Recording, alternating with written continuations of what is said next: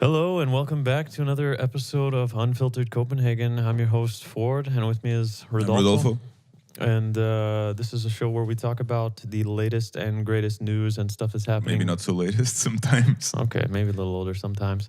But we talk about interesting stuff that's happening in and around Copenhagen and also in Denmark as a whole.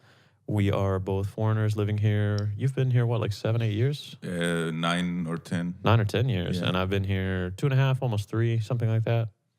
So, I guess we have a little bit of a different perspective on also the, different. the We city. come from different places, so Yeah, different cultural norms. Where are you from in Portugal again? I'm from a smaller town called Leiria. Lydia. Okay, I thought that was it. But last time I asked you, Yeah, I thought the wrong it's city. still the or same something. place that I came from the Okay. last time you asked Well, me. yeah. All right, and I'm from Texas. So, got some differing perspectives, and we've just been kind of looking over the news for the past week, really. And what do you think? I mean, it seems like the immigration week or anti-immigration week, anyway. This week. Yeah, they were celebrating some achievement in the number of laws passed, mostly against or restricting immigration. Yeah, it was. There was some controversial cake post. I saw it on the Denmark subreddit as well. But I guess one of the Danish immigration ministers, she celebrated the 50th immigration curb or tightening with some cake on Facebook posts.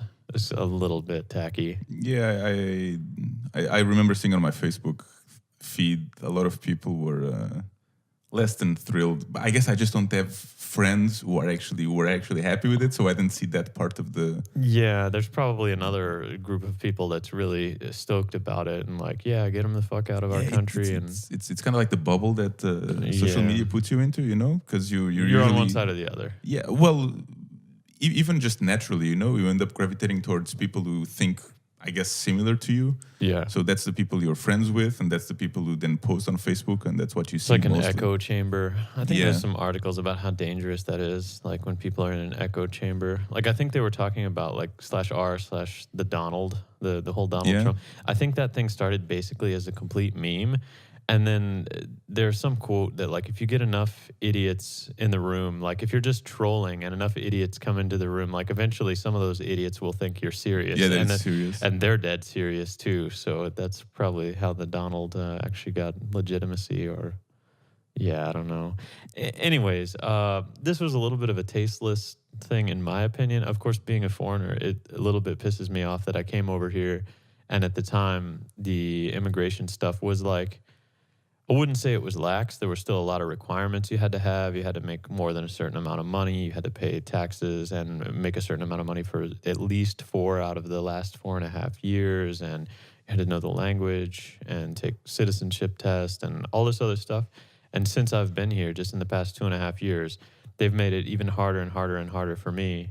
And I pay a lot in taxes, and I mean, I think we're pretty, for the most part, like model citizens, like what you would probably You haven't done anything wrong. Yeah, you would probably want everybody that immigrates to be earning decent money and paying taxes and not committing crime and bringing a significant other, not just kind of like a single person partying it up or I don't know. Yeah, but you're also not really the kind of person that these laws are supposed to restrict. Yeah, well, I mean, it seems pretty obvious that all these laws are basically meant to restrict Muslim people from immigrating to Denmark as much as that's kind of like a slap in the face to say right out. Yeah, but they couldn't just say that right out. They just have to kind of pussyfoot they have around, to find the patterns, beat around the bush, and say, well, if we introduce this, it'll have some fallout for other people, but it'll hit the main group we're going after, which is Muslims. It's like, it's so obvious that that's what they're doing. And if you talk to any Dane, that's like a lot of Danes, it's also the same opinion they have. Like, yeah, we don't care if Westerners come here, but other people, we don't want them here. I don't know if... Not everybody, but I mean, there's certainly people I've talked to that have that feeling. I don't know if I know anyone who would blatantly say that to me. I'm not saying that they wouldn't feel it, but yeah, maybe not because you're also a foreigner. They might not tell it to your face, but if you're Danish and you're in private behind closed doors, they might. I don't mean to say that all Danes are like that. I think that most of them are open-minded, but at least in Copenhagen, there's a small like vocal minority of people that are.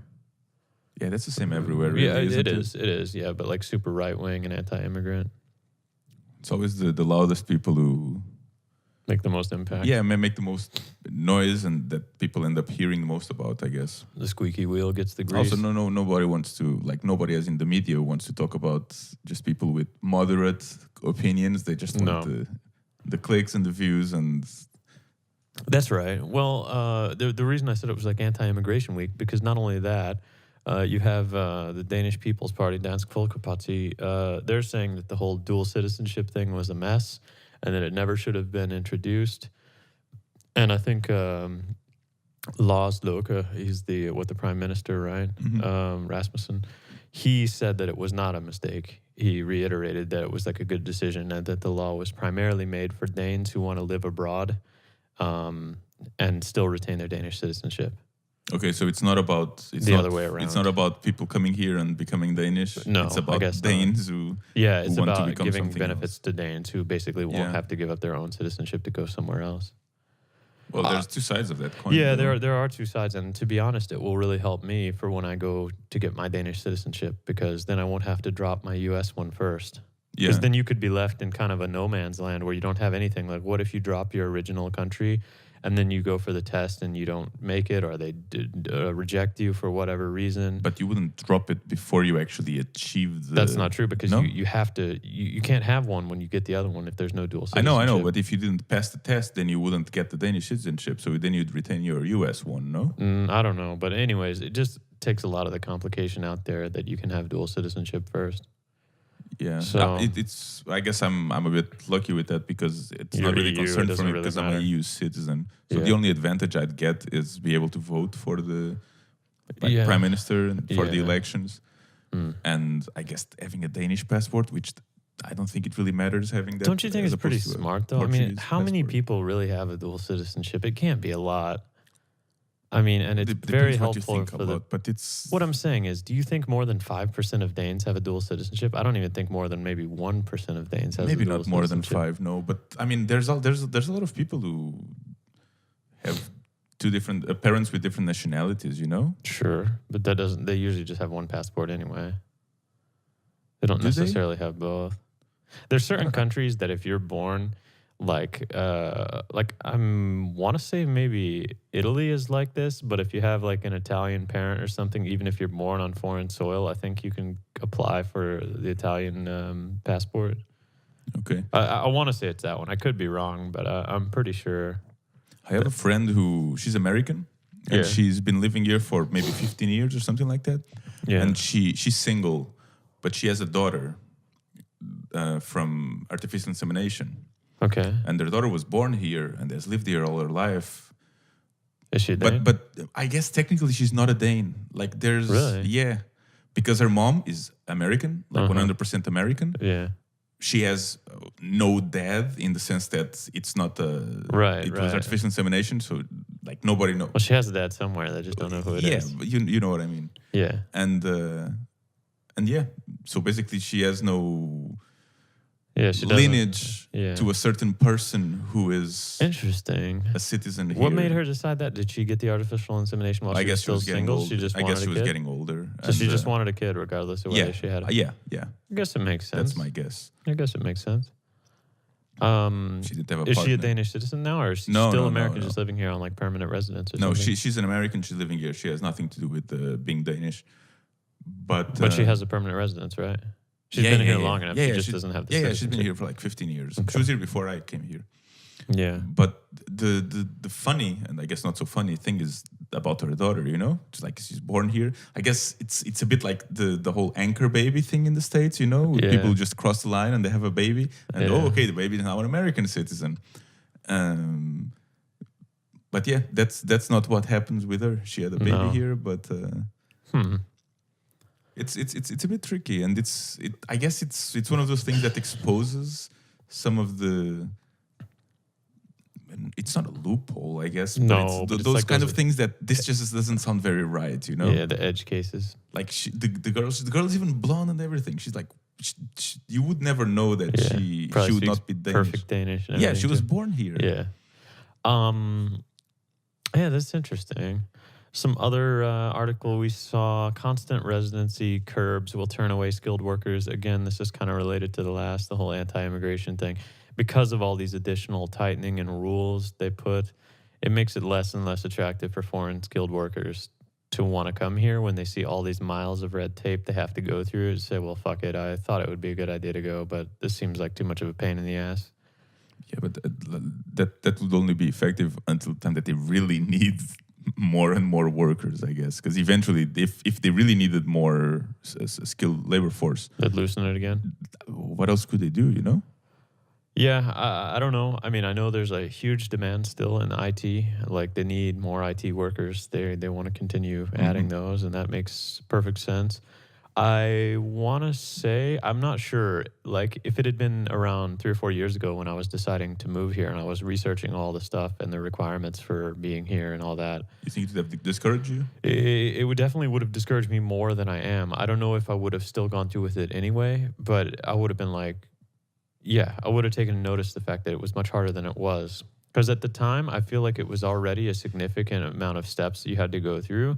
But I felt like, okay, this sounds pretty reasonable, right? I don't know exactly all the steps that you had to go through because I didn't have to go through them. There's a lot, and I'm not going to really go through them all right now. But I mean, you got to jump through a bunch of hoops, you know? You got to fill out all these forms, take fingerprints, biometric stuff, swear to a bunch of things, fill out forms talking about your background and history. It's a little more additional work if you have a spouse that's coming under the same scheme, and you have to have the contract sorted away first. You have to have a bank account here and a place to live and all these things. And then a long list of things that you can't be and a certain amount of money that you should make. I don't know. I mean, it's a lot of shit to do, you know?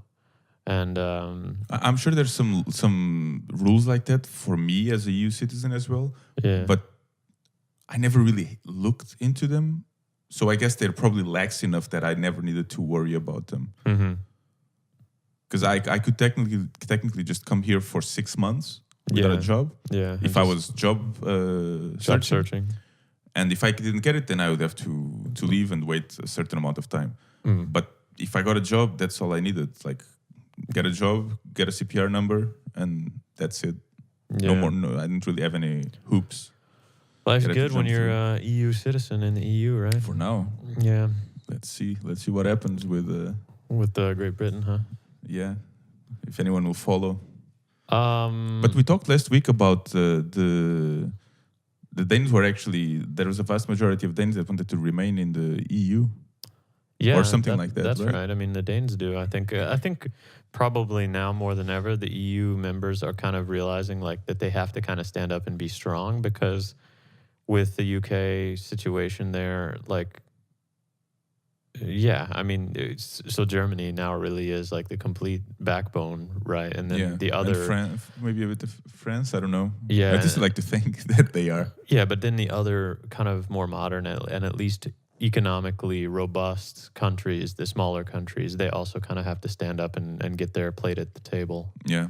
Something like that. I don't know. But anyways, I think the EU thing is a great concept and it seems to work pretty well in practice. Of course, there's problems with everything, but, you know, you don't live in a utopia. But at the same time, it certainly feels better than the U.S. to me. Yeah, I think there's actually a lot fewer laws that the EU that the EU countries have to follow because of the EU than, for example, the federal laws in the US that all the states, like if you want to compare the United States. Oh yeah, the as number in of states, laws that we have is ridiculous. There's a lot of a lot more federal law in the states that cover all the states as opposed when in comparison to the laws in the EU. Yeah, I think there's actually an interesting, I don't know if it's a fact or a factoid or kind of just a quote or something, but basically there's so many federal laws that basically everybody in the U.S. is a federal criminal. Ooh. At some point in it. Like there's so many laws and so many things that are listed that you basically, even a normal person who does nothing wrong probably has broken one of these federal laws at some point in their life. And the difference is that they just haven't been prosecuted for it or nobody cared. But what kind of, is that like those silly laws that you see sometimes that you can't have sex while an alligator is like 2 meters from you or something like that? Stupid shit like that. Yeah, like you shouldn't, Yeah, you shouldn't bareback ride a hog without it being shaved under the chin, or like I don't know, some fucking. Oh man, I've broken that law so many times. It's just like some stupid laws that were on the books forever, and they're not really enforced anymore. But also, not they've never really been removed. But there's also a lot of other little things that are maybe a little more serious, but still they seem very pedantic. And the only reason they're on the books is in case they want to fuck you over. Hmm. And then there's like selective enforcement, like, well, technically that's illegal, but he's rich, we won't bother him. Yeah, But like, oh, it looks like this guy, it's hard to pin him for drugs, so let's just charge him with a bunch of other shit we can it's kind of crazy how and make him plea out. I read or heard something about this. I don't know how accurate it actually is, but that there's some kind of prison lobby that is against legalizing cannabis and marijuana.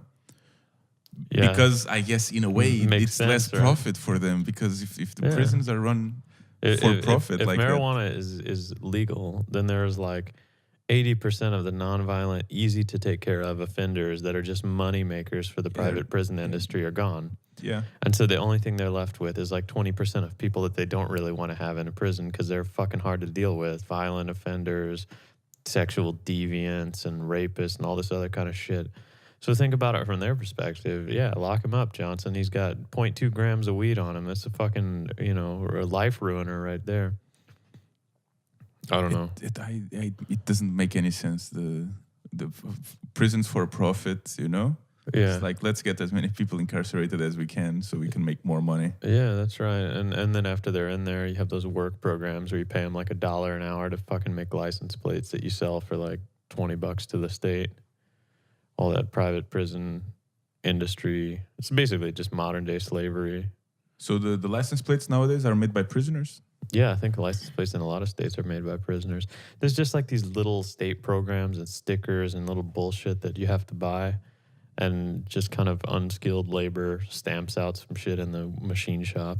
Well, I mean, they used to use the prisoners back in the day to build the railroads, right? Yeah, and they don't even get like money, like I guess maybe I don't know how the taxes work on that. I don't think they really get taxed on it, but they don't even get like a proper paycheck to a bank account. It goes into their commissary. So like it goes into their account at the shop in the prison where they can buy like ramen and like soap and like And other food shit.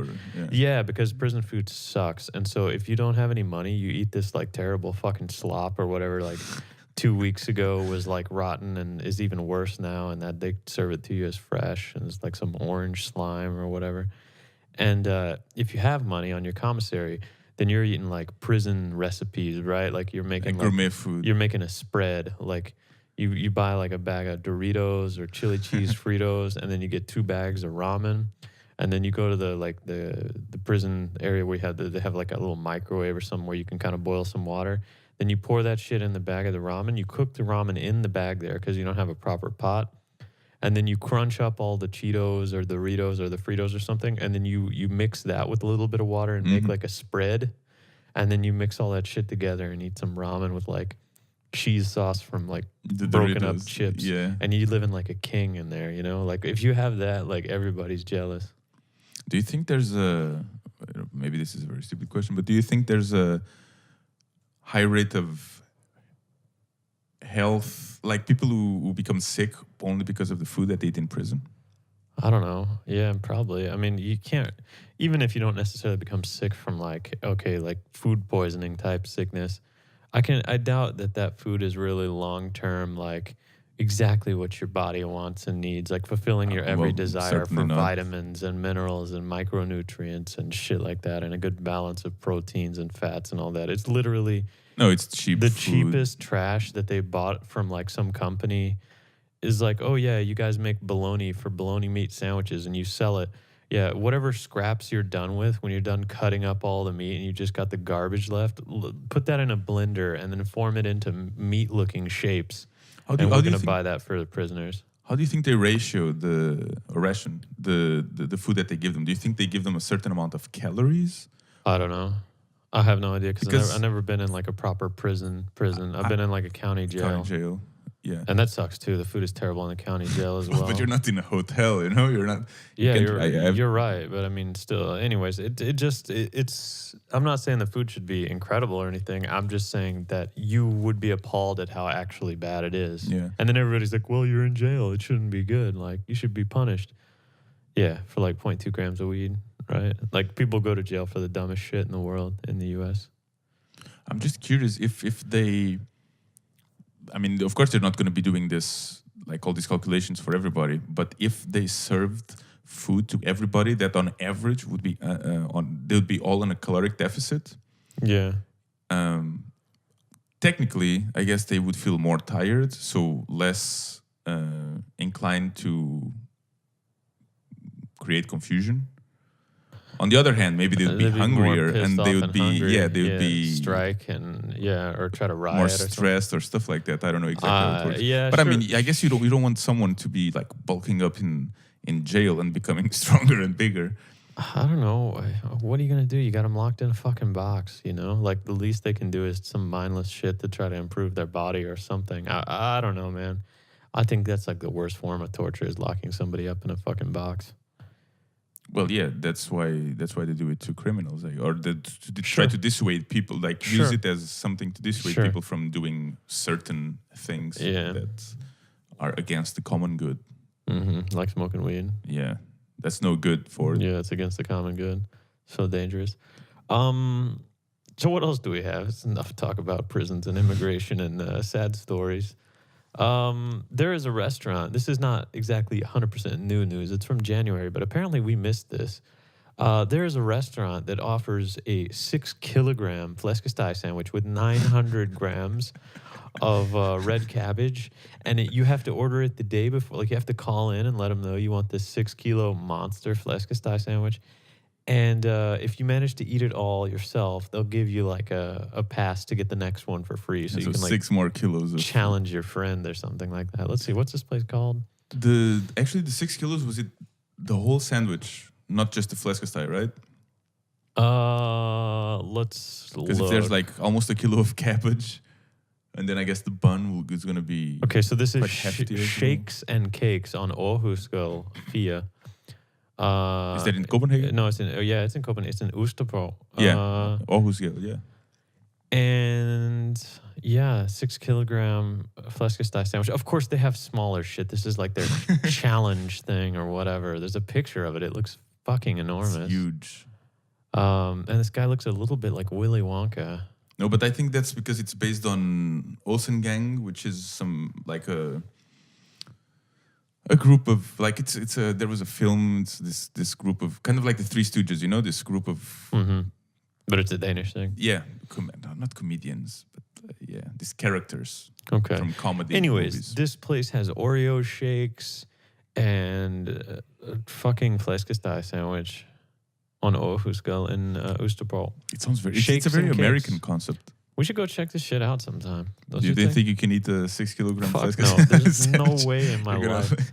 No. I'll fucking die trying to eat that thing. I don't want to try to eat a 6-kilo. I'll eat a regular one, and I'm definitely an Oreo shake enthusiast. Oh, that again, that sounds very American. They also serve just a regular beef sandwich as well, the old beef sandwich, and drown it in brown sauce. You know, I saw recently that there was this place. I think it's somewhere in Jutland, just a pizza place. You know, like a normal pizza place.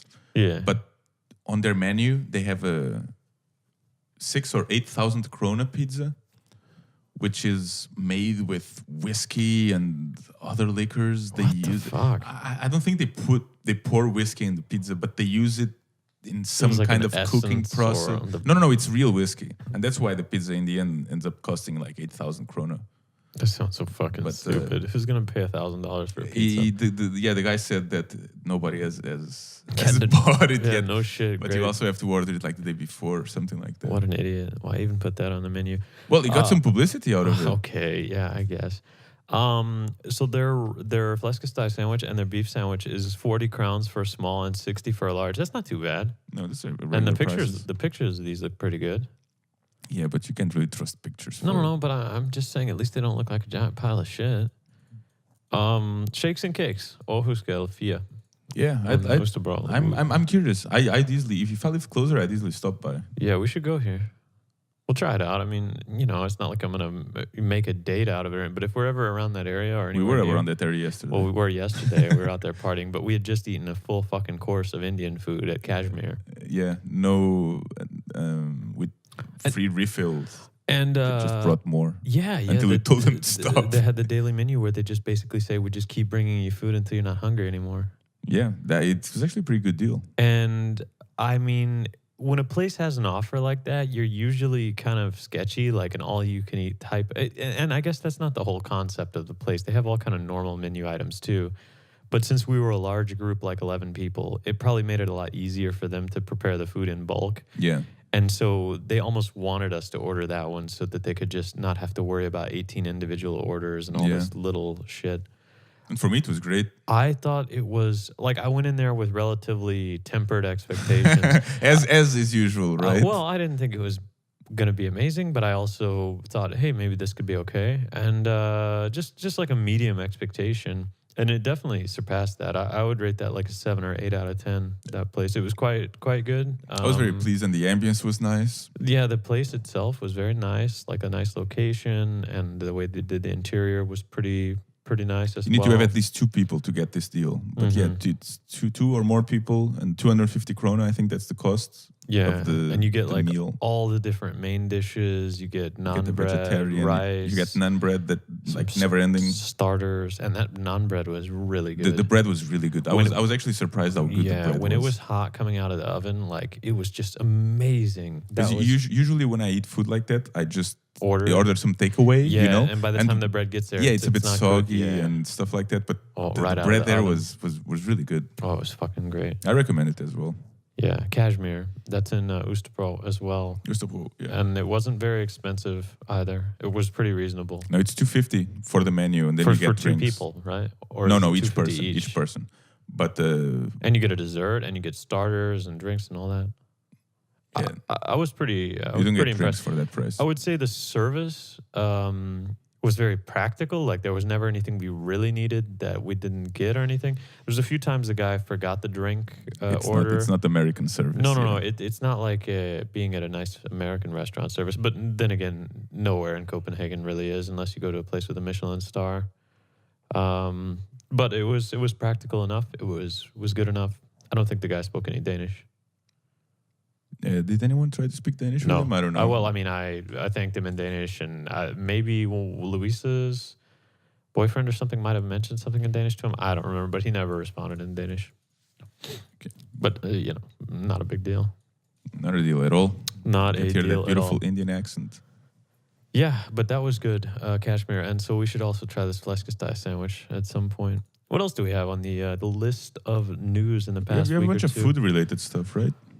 Yeah. Some restaurants in Amma. There is. Yeah, that you seemed very excited that they are opening. Well, and that was just, whatever. Let's take a look at this article. It's in Danish. We just translated. So what's the first word for it? What's that first word? Lorteøen. Yeah, the shit island gets 5 new interesting places. There's also an article called "What the hell is really wrong with Amma?" Oh boy. That's going to be a long article. Wine and Southern Delights. The people behind Salon 39 and Holman Channel have opened a new wine and snack bar at Amma Brogel 145. What's called? Toto Vinbar. Toto Confectionery and Snack Bar provides small and large dishes with Mediterranean food over the bar from the open kitchen. The menu is seasonal, but always consists of classic Mediterranean food, such as crispy squid and skewers cooked meat cooked skewers from a vintage rotisserie grill. Is that a Mediterranean thing? I don't know. I'm looking at some of the dishes here. It's kind of like almost like a tapas kind of layout or something. Yeah, it looks like that. Just small portions. I'm usually never a big fan of tapas type places because. But you should have them in Spain. You should really go to Spain, and I think you'd like them. We did have them in Spain, and I thought it was okay. I just think for me, instead of having 10 different small things that are all pretty decent, I would really rather have 1 or 2 or 3 big things that I really like and want and are good. But You know, tapas is basically just appetizers. I know, but then you eat them all until you're kind of full. Like Yeah. you eat appetizers until you've eaten a whole It's meal. great. Some people like that. Like I would rather instead of 10 It's the different sparrow. instead of 10 different tapas that I eat over a period of 5 hours like a Spaniard, I would rather just order a big ass steak and potatoes and eat it and feel full. Like Yeah, but you do that every day. So why not doing something different once in a while? it's more of a thing that, like you're out with friends and you kind of want to sit over wine and snacks and enjoy for a longer period. You don't have that gene of just wanting to snack nonstop, kind of like Sergio. Not usually. Usually when I'm hungry, it's a very practical thing. I eat to get full or get rid of the Yeah, it's like hunger just- and then I'm done. Just pushing a button, get it over with. The only other times that I'm really snacky is when I don't really have any legitimately big meal or food that I can do that with. So all I'm left with is like some Pringles here, some Oreos over here. So then I just snack on shit until I'm full. But that's not because I really want to or whatever, It's just because I don't have anything bigger. So let's just imagine a situation where you're, for example, at a summer house with some friends and you're just hanging there for 1 or 2 days. Yeah. And there's going to be a bunch of snacks Snacks. around. No, I like Aren't that. you going to be consistently snacking on them? Yeah, but that's because nobody actually wants to fucking cook. Well, sure, but it's a similar concept, right? Like if you enjoy snacking on chips and Look, I'm not saying I don't enjoy snacking on chips and shit like that.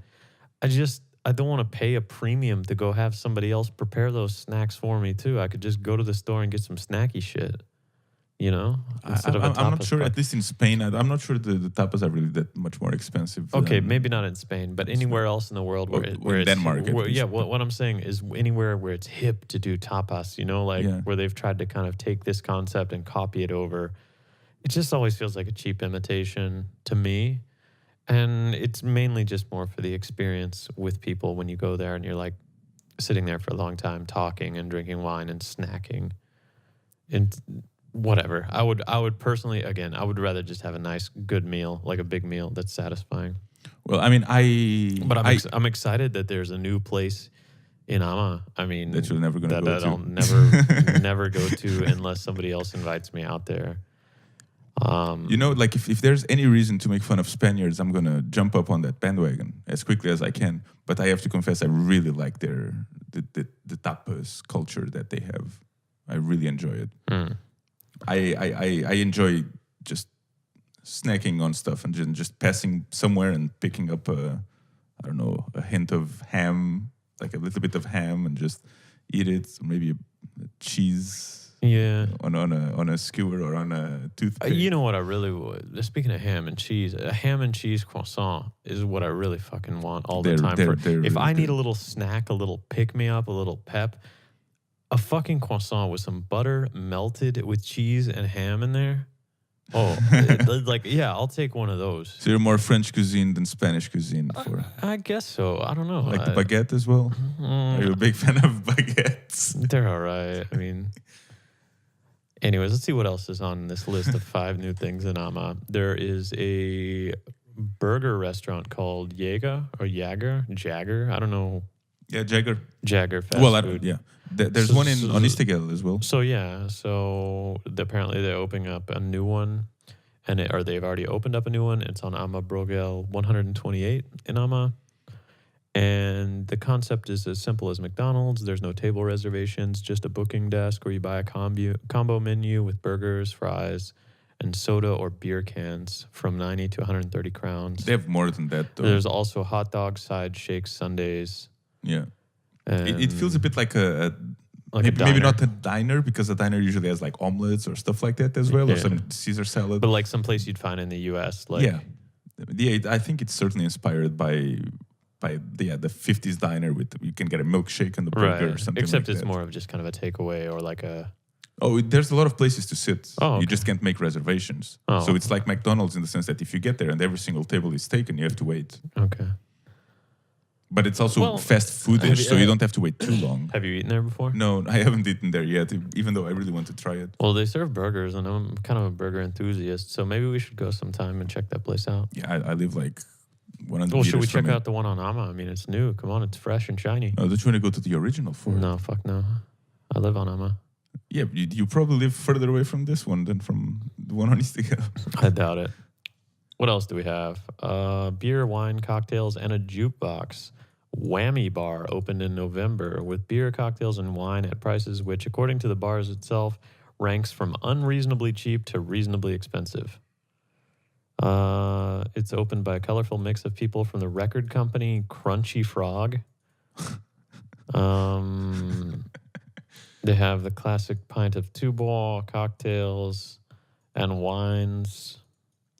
A number of American wines from Seattle winemakers.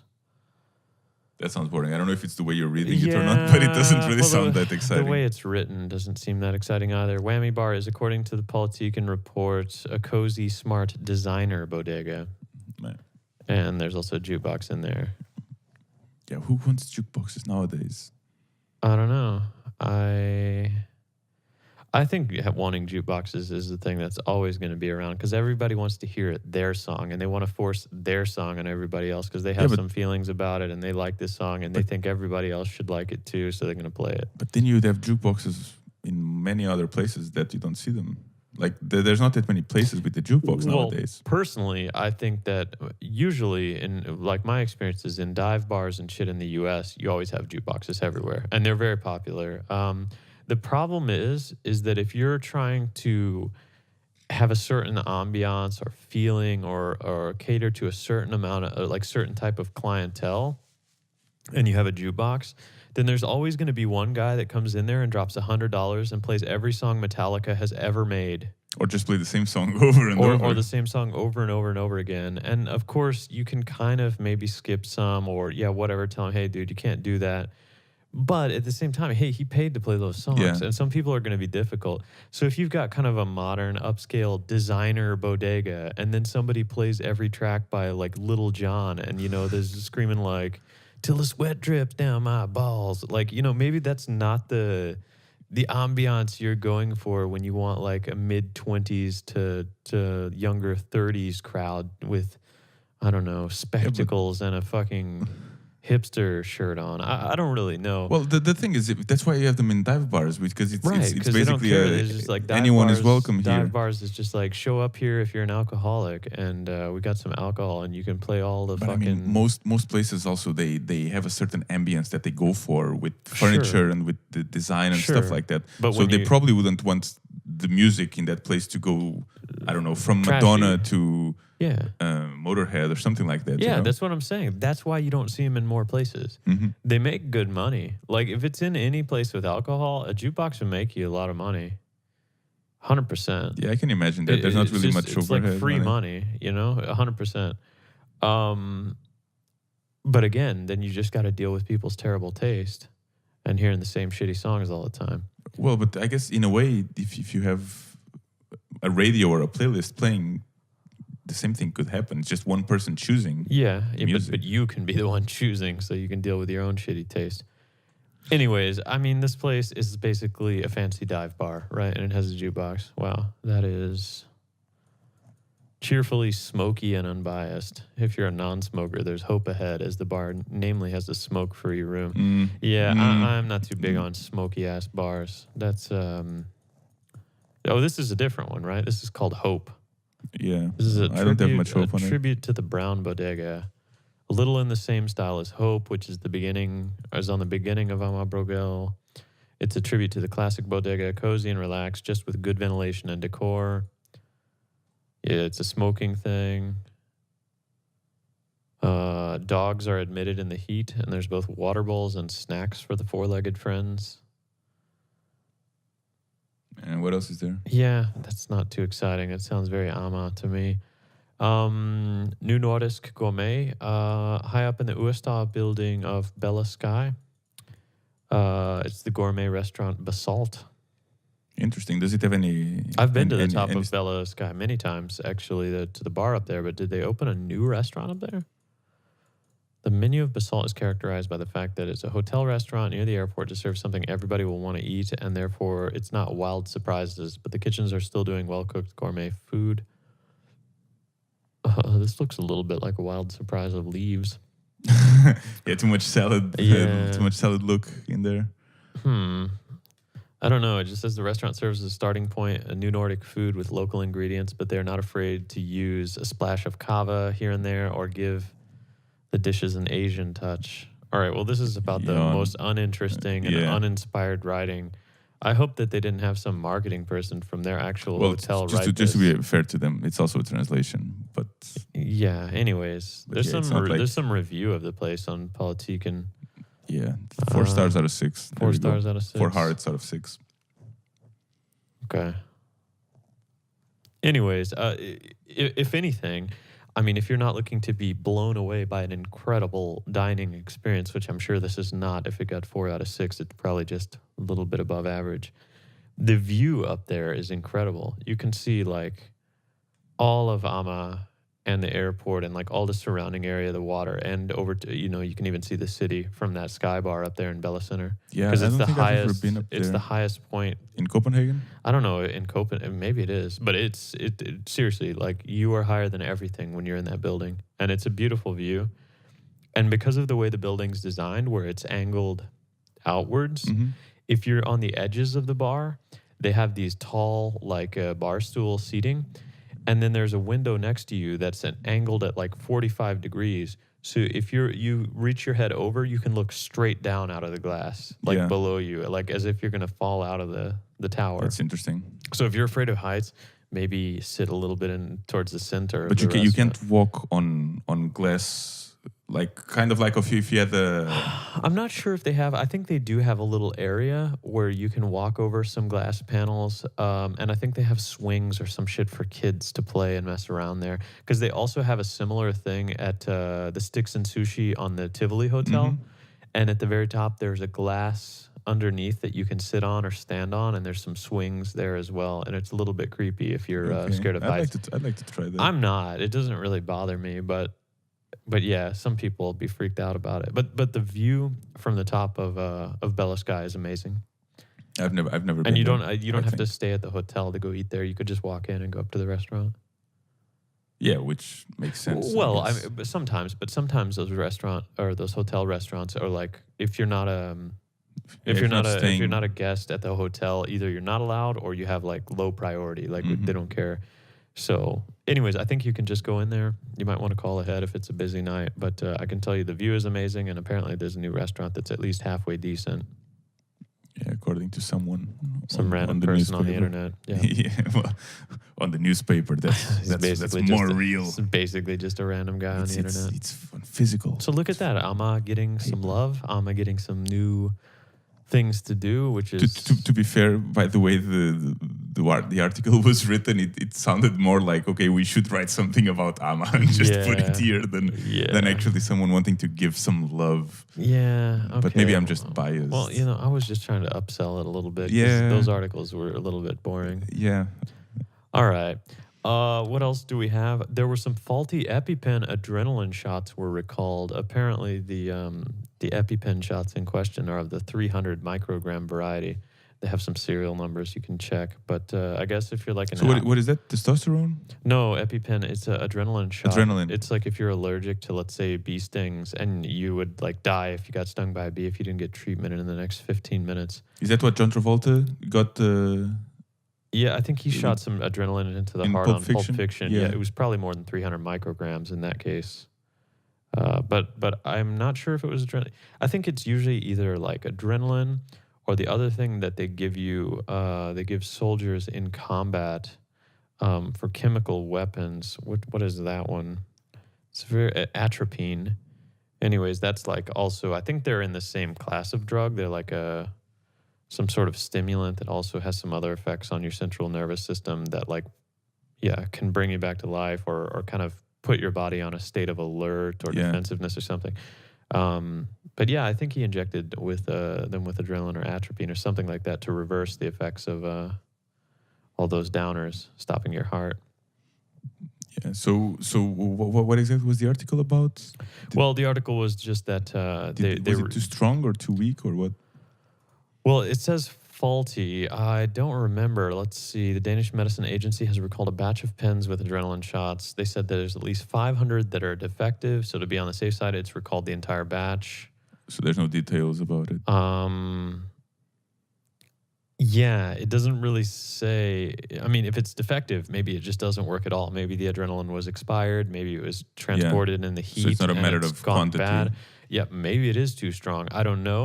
But yeah, the last thing you want is when you need adrenaline to save your life and nothing Can you happens. overdose on that? Like, for example, if it was much stronger than it advertised for and you took too much, I what would mean, happen to we, you? we could Could your heart stop because of the adrenaline? we could look it up. I mean, I don't know. Yeah. It Uh, sounds like something like that would maybe make your heart stop uh, because it's just too like some kind of heart attack. epinephrine injection is like adrenaline.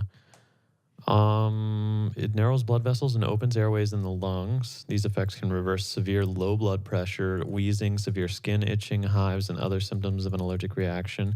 It's used to treat severe allergic reactions like anaphylactic shock to insect stings or bites, foods, drugs, and other allergens. It's also used to treat exercise-induced anaphylaxis. Auto-injectors may be kept on hand for self-injection by a person with a history of a severe allergic reaction. It may also be used for purposes not listed. But is there an overdose? Let's see. What happens if I overdose? Seek emergency medical attention right away. Um, an overdose may include worsened breathing trouble, sudden numbness or weakness on one side of the body, slurred speech, problems with vision or balance, dangerously high blood pressure, severe headache, blurred vision, buzzing in your ears, anxiety, confusion, chest pain, shortness of breath, uneven heartbeats, seizure. Yeah, so something with the heart and the too much Mm-hmm. blood pumping or too much pressure on the blood and Mm-hmm. Anyways, so look, if you're one of the unlucky people who's got to carry an EpiPen around, maybe you should make sure that you don't have one of these faulty ones. do you think more people carry that or insulin pens? I would imagine more people carry insulin pens than EpiPens, but it's certainly actually a pretty good thing to have on hand. Like, I think when we go sailing again, I actually don't know if I'm allergic to bee or wasp stings because I've Mhm. never been stung by one. Probably because I'm deathly afraid. I don't know why. I hate insects that fucking sting. Mhm. Biting insects, I don't really care too much about. I mean, they're not my favorite either, but Yeah. but like if an ant bites, yeah, it hurts, whatever, but I'm not too creeped out. But the fact that an animal has or an insect has a fucking Weapon, like a dagger, like a yeah. naturally designed weapon, like a syringe to give you some venom that just sounds like something I don't want. And so, anyways, I bet one day I'll get stung, and hopefully I don't have some fucked up reaction because I've never been stung, so I don't have any like I don't know Experience, resistance to yeah. it. But yeah, anyways, we were thinking when we go sailing, certainly in our med kit, we should probably have one or two EpiPens just in case like somebody gets stung by jellyfish and they're allergic to it, or you never know what's gonna happen. Yeah, because when you're in the middle of The ocean. of the ocean, Yeah, like you can't that, really just call for a yeah, a doctor. it's better to be prepared with some Mhm. random stuff. Yeah, that and some antibiotics as well is always good. What else do we have? I think there's a few other things. 9 out of 10 landlords charging too much in rent. Ooh, that sounds. Here in Copenhagen specifically, I guess I should specify. This article talks about there is a association, I guess you can go to, and they will tell you if you're overpaying in rent, and if you are, then they'll fight with your landlord or something to get you the money back. And if they don't win or they don't think you're paying more than you should, then you don't actually pay anything. And if they do find that you're paying too much and they're able to help get you money back, then you pay like a small fee or something to them. And I think my girlfriend looked it up and she said that we're overpaying. I don't know, for the period we've been here, which is 2.5 years. She said we're overpaying like 48,000 crowns, which is a significant amount of money. And this article goes on to tell that a bunch of landlords are pissed off because this place basically says that everything is overpriced in Copenhagen, which, to be fair, I think is actually pretty accurate. I mean, everything is too fucking expensive here. Doesn't sound surprising at all. No. But I don't know. Like, would I use this? Like, is this going to create some kind of rift between me and my landlord? Like, if I use it and he has to pay me a lot of extra, or I have to not pay him as much, is he then going to just try to like fuck me out of the contract? Like, say, all right, you got to go. Well, possibly, but I mean, you have rights as well. Sure, of course, no doubt. I think ultimately you would get your money back. Hmm. Maybe it would be wise, or To try maybe to you do would it. try to force somehow within the legal system to get you out of here as well. So you could try to get someone who's not aware of that to keep overcharging them, you know? Mm-hmm. But I mean, I guess the worst thing that could happen to you would be having to find another place to stay, which is not really the worst thing that could happen. Yeah.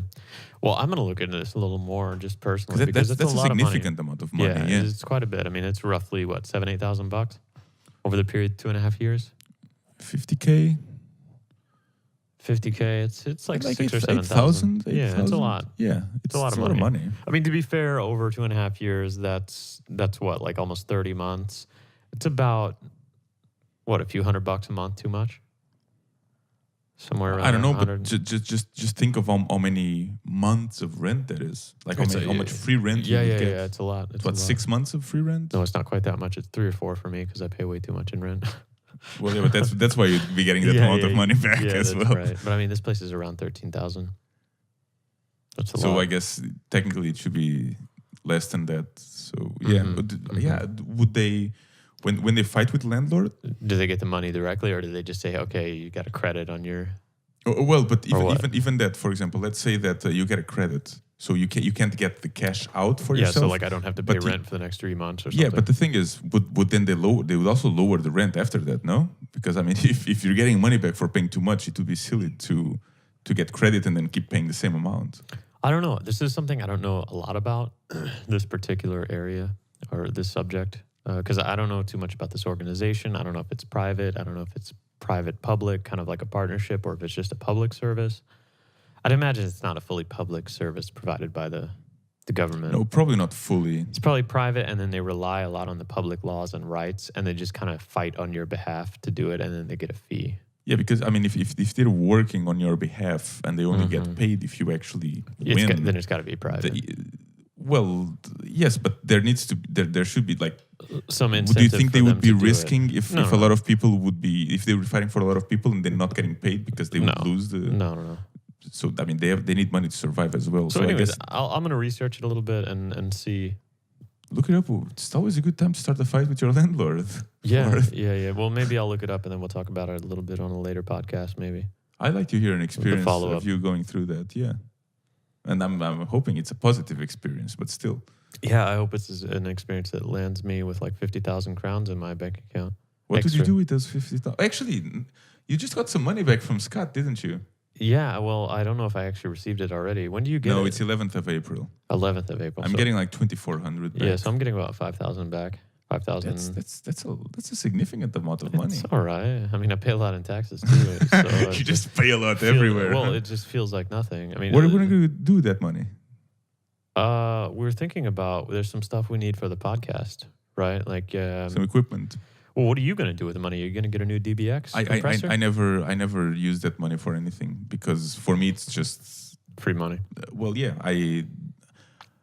It's not so big that I'm like, oh, okay, this is a significant change to my bank account, so now I can go on a trip or something like that. Like I have Yeah. enough money to go on a trip because I don't really spend that much money.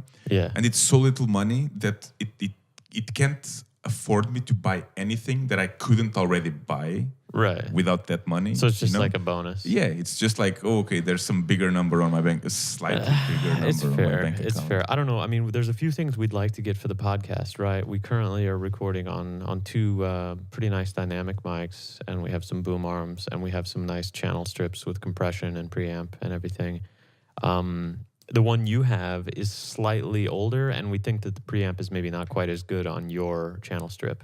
Yeah, it's certainly it's different. It's a different. A different sound. It sounds different. Plus, than your mic yours. is a little different, so it also sounds slightly different as Yeah, well. but we plugged my mic on yours, and it sounded much better. yes. So that's about 1,200 crowns for the DBX 286. And then, of course, you can sell the current one for probably at least 900 or If 1,000. anyone wants it. Yeah. So that's one thing is like a want to have, maybe not a need to have. Mm-hmm. And then the other things we want to get is because we want to start having some guests on, Yeah. do some interviews. And these microphones and this setup is not really conducive to having a guest on, especially maybe somebody who's not familiar with microphone, like proper microphone technique, and always having their mouth kind of right on the microphone and not coughing into it and different things like that. So we were thinking about It's getting... also not very portable. Sorry to interrupt. No, yeah, that's right. It's not very portable with the boom arm and all that. So we were thinking about some of those Bear Dynamic DT297s. They're like a professional commentary level headset that you would see like a sports broadcaster wearing. They have a really nice microphone, kind of like a gaming headset, except it actually has a good microphone compared to those shitty gaming headset ones. So then we could just we could basically do a podcast anywhere, and then we could all just wear these headsets so we could hear each other. We'd have good mics. And then if it's a person not really well-versed in microphone technique, well, the headset is not going to allow them to get away from the microphone Yeah, they anyway. can't fuck it up too much. And it's portable. So we might get those. I think that's a great idea. Maybe you can use, maybe I'll use some of my tax money for that.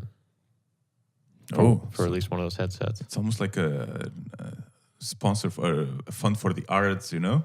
Yeah. It's like a state. Here you go. Have some money because we like what you're doing with your podcast and we want you to improve your setup. Yeah. And we do need some sort of additional sound interface or recording thing for multiple, more than 2 mics, because we can currently accept 2 mics and preamp 2 microphones, but we can't do 3. We can do it with more, no? No. So there's also, maybe I could get that RME Fireface UFX, use that money towards that. That thing's a little pricey though. Usually when I ask people what they do with their money, people are always like, "Oh, I think I'm gonna travel somewhere." Yeah, it seems to be a big thing to just use tax money to use it for an experience rather than a thing. I don't think it's a bad idea. It's I don't know. It's I don't think a lot of people are expecting. At least I always see a lot of anticipation about, am I going to get money back or am I going to have to pay? So I guess when it's a significant amount of money, people are just like, I want to use this for something. And people love to travel here, I guess, running away from the weather in a way. And since they get the money around April and the weather is not so great yet, or it's not going to be so great in April. No, probably not. It's still, 2 or 3 degrees at night. It sucks. Oh, yesterday it was very cold. It's nice today. It's pretty sunny outside today. Yeah, it's not very warm though outside, but still at least the sun is out. And it was windy yesterday too, and kind of pissing rain down. Oh. Yeah, yesterday was a bit weird. It's like just switching from rain to sun to rain, and the wind was consistently there. Yeah, and not too great. What's the only other thing? This one is a little old. I guess we missed this one. This is from mid-February. There's a new virtual reality roller coaster coming to Tivoli. Well, I should preface that. I guess there's a new roller coaster coming to Tivoli. No, the roller coaster is the demon. It's the one that's always there. Okay. Yeah, it's been there forever. Then they're adding on a virtual reality feature for just an additional 25 crowns per ride. They'll give you some virtual reality headset you can wear while you ride this roller coaster. Yeah, so it's just some goggles like that you put on, like an Oculus Rift type of thing. I'm really a bit skeptical. I am skeptical that it really is going to add that much value to the ride. It might be a cool gimmicky experience to do one time. Also, I know from reading a lot of the articles, I think John Carmack put out a bunch of stuff about when they were trying to optimize and make better chips for the Oculus Rift. The biggest concern with VR is latency. Like, in other words, how fast you turn your head towards when the image in the actual goggles updates. Because if there's a lot of lag there, it can make you like nauseous and motion sick, because your mind or your body feels that it's moved a certain way, but the visual representation is not consistent with that feeling, and so it really fucks your body up. So I'm curious, especially with so much motion, like in a roller coaster, just have people just people throwing up, and then there's like puke all over the goggles, and it's throwing up on a roller coaster is not good too, especially if you're like in motion and everything just splatters everybody behind you and maybe causes a chain reaction.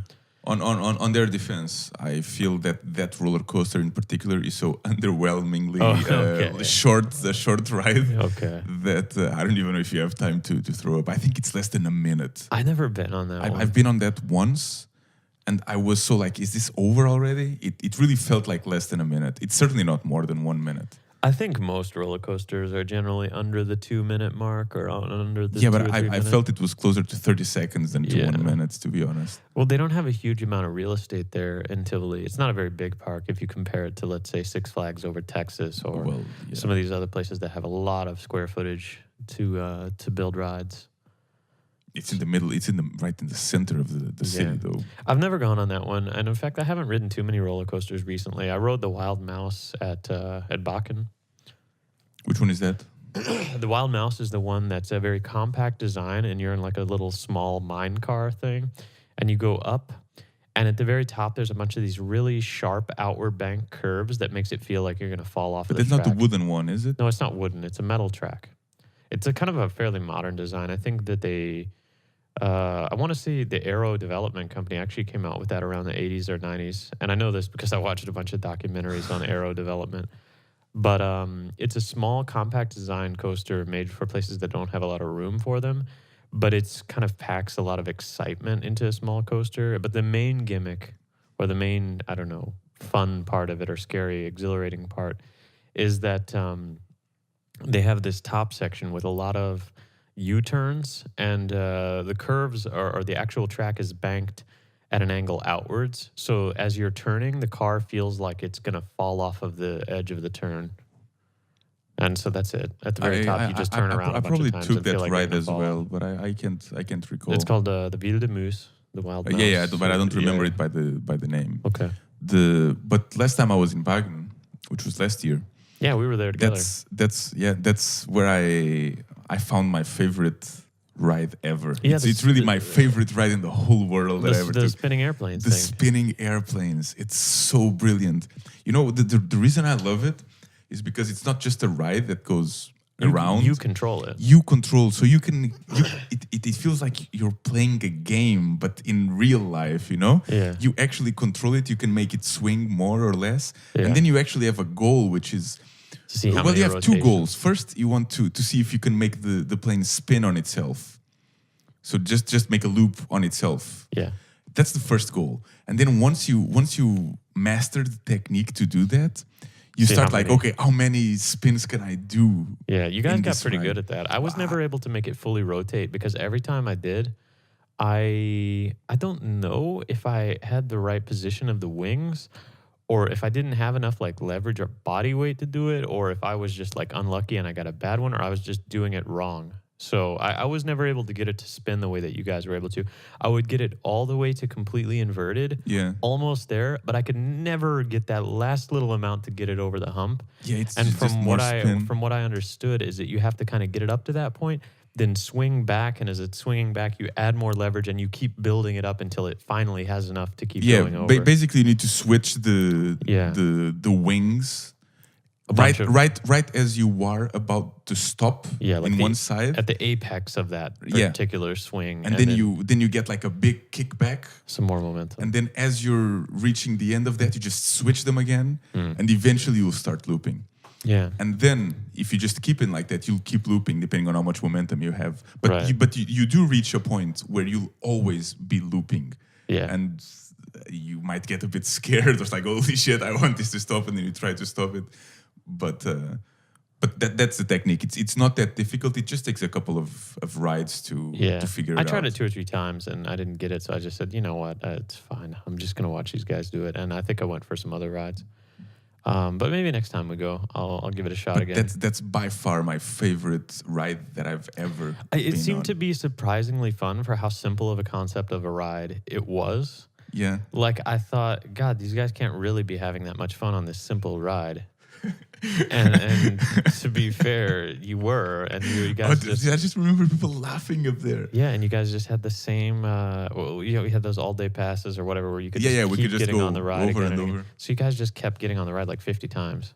Well, not 50, but a I lot. definitely went like 4 or 5 times in a row, and there's people who went more than that because you Yeah. get tired as well because it is a workout. Physically, It it's is physically physically demanding. demanding. Yeah, switching those wings and just the force of you getting pushed to the side and the loop of the the Yeah, airplane. just talking about this has me thinking more about summer again. I mean, we used to go when I was a kid, when school was out, we would go to Six Flags over Texas and go ride all the roller coasters there all day. It was like a whole day affair. You would go to Six Flags and you would just ride every roller coaster, every ride there, and get candy and play those silly carnival games and shit like that where Yeah. they rip you off. And I've been in the one in California, or one in California, Yeah. and I thoroughly enjoy it. Magic Mountain. Yes, Magic Six Mountain. Flags over Tech. And Over Magic I Mountain. love It's I love a place with so many different roller coasters and just Yeah. basically taking the day off to get into roller coasters. Yeah. So in the beginning you're a bit like, oh shit, it's a roller coaster, and then you start on the easy ones, and then you get amped up, and Yeah. after a while you're And just you like, go for the give bigger me the one. most badass one, you know? Yeah, I think it's a great concept. I like theme parks a lot. I like amusement parks with roller coasters and stuff.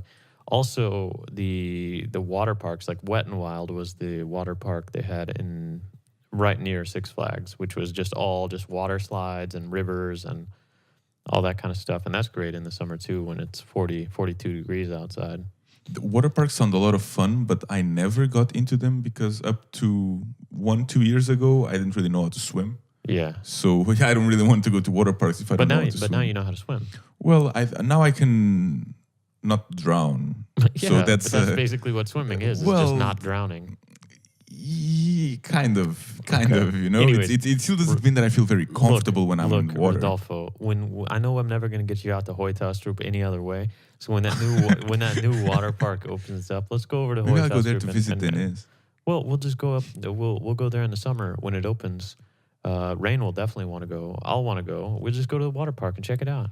Yeah, and I'll be on the children's pond. That's fine. I actually really like the lazy river. That's like the little. Lazy river. Yeah. They have them at every water park. The lazy river is just a giant river that they force. They have jets at the bottom, and so they force the current. So it maybe goes at like a walking pace. Mhm. But if you lay in that water on like a tube or you just float around in the You're water, just being pushed by it'll the push current. you around the whole park. So instead of having to walk somewhere, you just jump in this river at one point, and then you just float along the Okay, river that sounds until fun. you go where you're at, and then you get out, and so you don't actually have to walk anywhere. Okay, can you swim in that river? Yeah, as of well? course you can swim faster with the current. You can like go super speed, or you can I don't know. People fight over inner tubes in there and just kind of do stupid shit in there. But it's like a all ages type of thing. And honestly, when I just want to relax and cool off and be in the water and not like do any kind of high stress, ridiculous shit and waiting in line, I'll just jump in the lazy river and float around there for an hour. It does sound fun. I really enjoyed when I was taking the swimming lessons. So as soon as I learned to just kind of move around in the water, even Yeah. if I couldn't go for too long, because since I didn't have good technique, I would be putting a lot more force than I should. Yeah. But it's really it was a really freeing thing. I compared it to you basically learning how to fly, because in a way you're moving in an environment that you're not. Well, maybe you're naturally as a human you're naturally used to know how to swim. But since I never learned how to swim, it was a completely different and hostile environment that all of a sudden I just learned how to move myself in. Yeah. And that was it. It was a very, maybe not mind expanding, but I felt some kind of superpower almost. What's your favorite like swimming stroke or position? I can only do breaststroke for now. Okay. Like what you call it, breaststroke? Maybe. Yeah. I don't know. Is it like an overhand? No, it's motion, not. It or just, the it's one when where you do push this? your arms to the side. Yeah, both of it's them. like a breaststroke, right? Yeah. And then you kick out with the back. Yeah, that's the one. That's the but- only one I can do. But you can do the thing also. I mean, you inhale a bunch of air and you just lay there on your back, like the dead man's float or whatever they call it. You can like just sit there and float in the water, right? Yeah, I mean, I need to get used to it. So maybe I'll need 5 minutes in the pool or something like that to get used to it first. Because otherwise, usually the tendency is that you start to freak out. You think you're yeah, gonna exactly. sink. Shit, I'm gonna And sink. so then you do sink because you're not actually calm and just sitting there. But you can float. Like in that lazy river, you can just kind of lay on your back and float around on the water. It's a lot of fun. Anyways, we should go. You can get some more swimming practice and we can, I don't know, check out a cool new water park here. Yeah, let's do it. I think by 2018 or 2019 or something, at least the initial phase should be done, and we should be able to. There's actually quite a few places. Like you can also swim in Islandsbrugge and in other like certain yeah, places in the canal. sure. I mean, I don't really care too much about the canal. It's so boring. It's It's not a park. I just know. a canal. Like at least if you have a park, there's like rides or some kind of method to the madness. Whereas otherwise, it's just jumping in a big thing of water. It's like not nearly as fun. It's nice enough just to cool off for practical reasons, but it's not necessarily fun in my opinion. And it's not like I'm going to go swim laps in the channel. Play water polo. I used to play water polo. I had a Romanian water polo coach. His name was Mihai Opria. Okay. Yeah, he was at St. Mark's School of Texas. He wasn't training any Olympic level Marco. I think he was. I think he was at Marco. one point. Well, I think he was. Were you talking about Marco Polo? Yeah, I guess No. my brain just. Anyways, connected. I think he was a former Olympic. I don't know if he actually ever won any medals or anything, but I'm pretty sure he played on the Romanian Olympic water polo team, and that he was a coach there. I guess for that reason, he coached water polo and some other just general physical education stuff. And I remember those years quite fondly, and he was a good coach as well. But anyways, yeah, I played water polo is fucking hard because you have to tread water and sprint around in the water and be fighting for a ball and like kicking off other people and moving. It's like you're playing like a physical sport in the water, which is already physical enough just to fucking.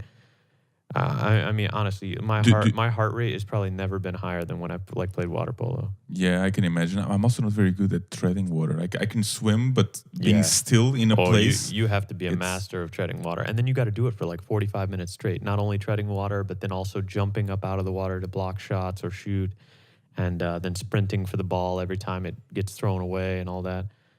It's I mean, shit. If you want to burn calories and get your fucking heart rate up, go play some water polo. That shit is ridiculous, and it hurts getting hit with that fucking ball. You have those ear cups. You got that little helmet with the ear cups. So you do? So you don't get cauliflower ears? Or well, yeah. I guess it basically prevents cauliflower ears, and also since the ball is wet, it creates an airtight seal if it hits your ear, and I think it can rupture your eardrum. Oh, okay. Because your head's like right out of the water, so your head is basically the only target for a ball if it were to so you just get pegged in the head. That's why you have those helmets. But it's mainly for your ears. Yeah, but it's like handball on water, in right? water, yeah, kind of. I never liked handball. It's quite a normal sport to play, like in high school, in the PE classes. I think it's pretty fun.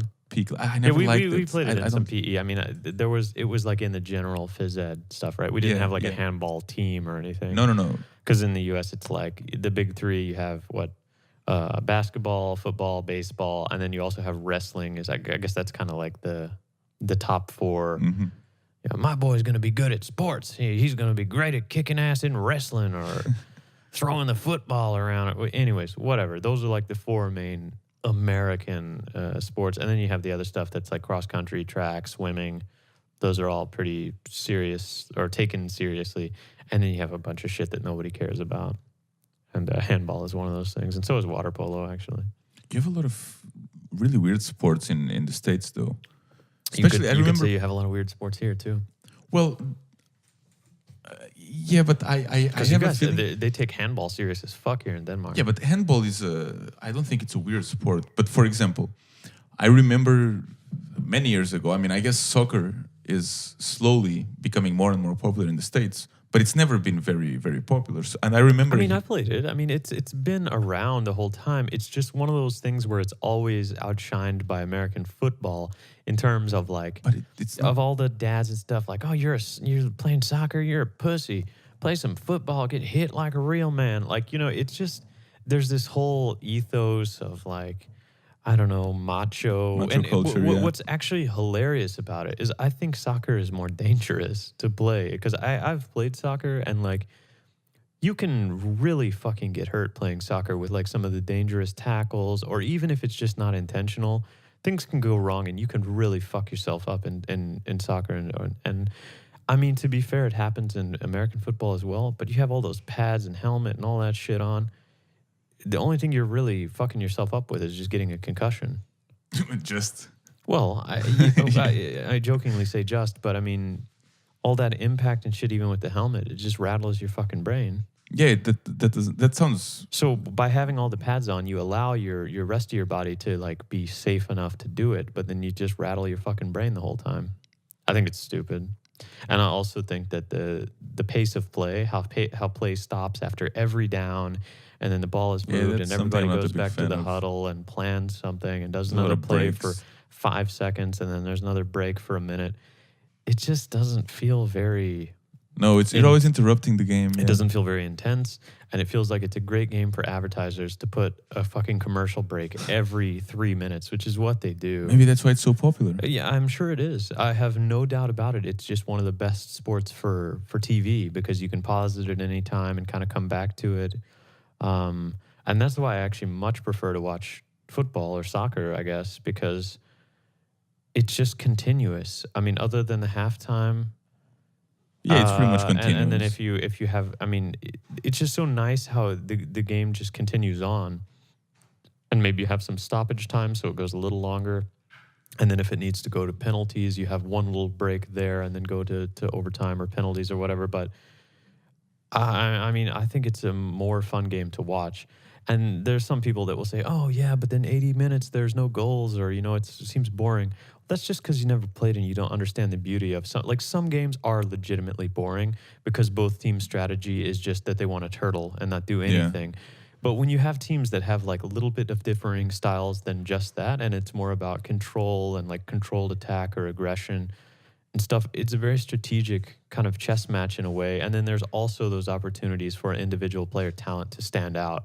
When you kind of have like a man on man, like the winger is like, outrunning the defender just slightly and just on sides in those kind of really beautiful moments where there's just such a nice outplay there. And then Mm. I don't know. I enjoy it. I don't watch a whole lot of sports besides I like watching UFC fights and MMA. And I like to watch billiards, like 9-ball, one pocket. So I'm not really big on watching 8-ball. What do you think it's the least demanding sport that is still big? Least demanding sport? Physically demanding. I mean, India. I'm not talking about billiards or poker, Right. but maybe golf would be.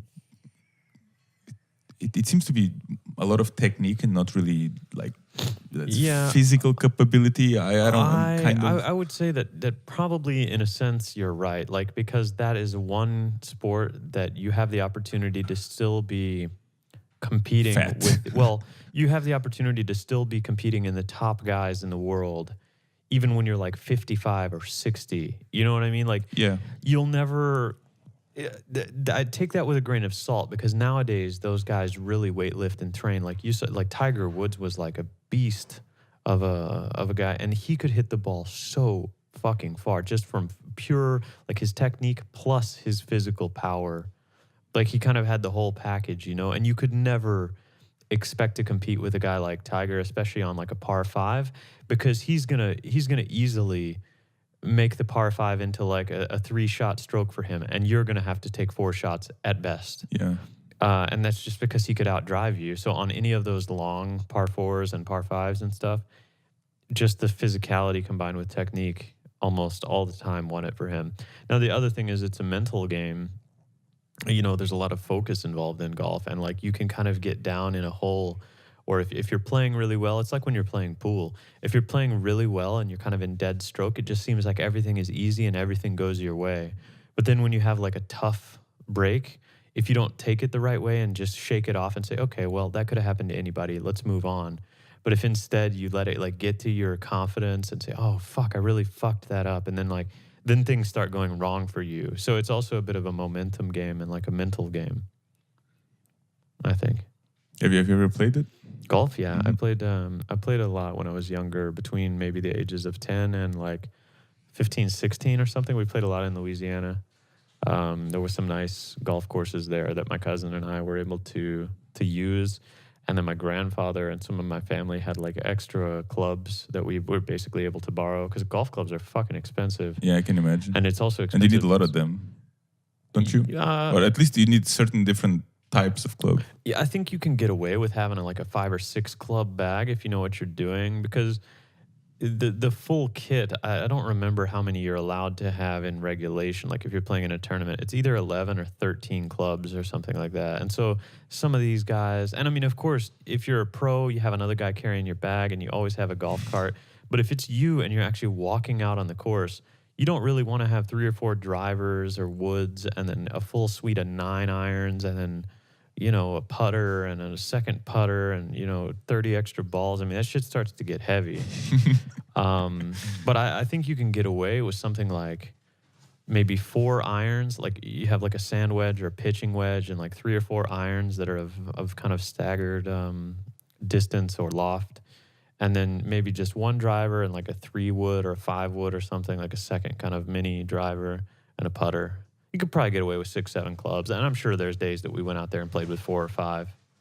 So you don't need like the full kit.